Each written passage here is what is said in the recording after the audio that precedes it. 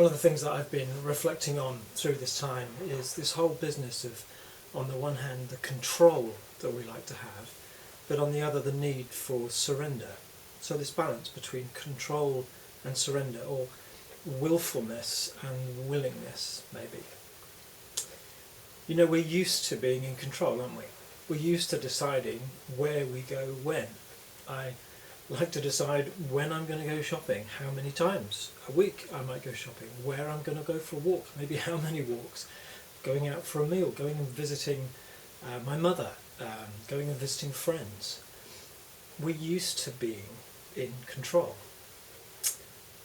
As I've been reflecting on Holy Week, we see in Holy Week, we see Jesus kind of continuing being in control, leading his disciples, making decisions about what they're going to do.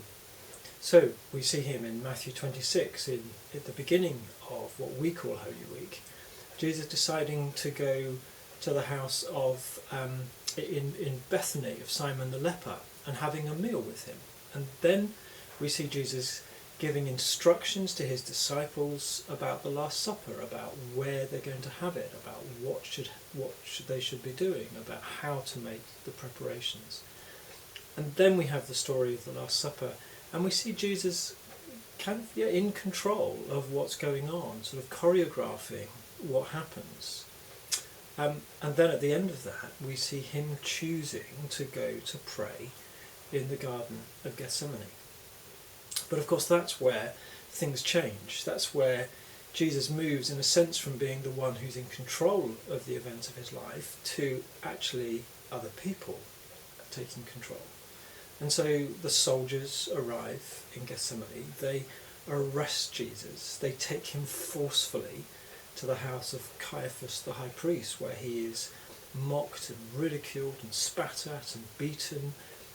He's tried, he's bound, and he's sent to Pilate, who also interrogates and punishes and whips. And then Pilate puts him over to the crowd, and the crowd are in control. We want Barabbas, they say. We don't want Jesus.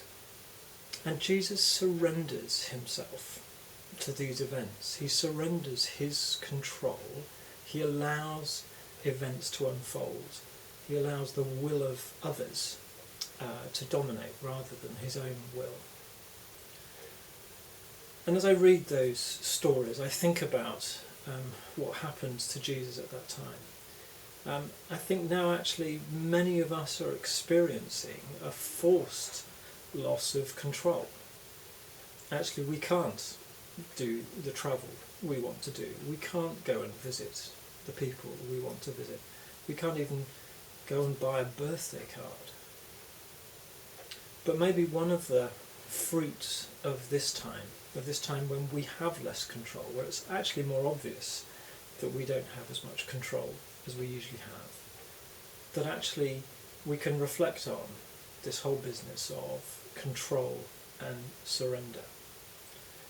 In my own life, in my own walk with God, one of the things I've found is actually how essential it is to be submitting myself, to be surrendering what I want, the way I want things to be, how I want things to be, and simply allowing God to do things his way. And so one of the key parts of my own practice, my own spiritual walk, is to do that, is to regularly, daily, try and get past some of the willfulness of the things I want and be more willing, be more surrendered to what God wants, to open ourselves to God and to his love and to his control.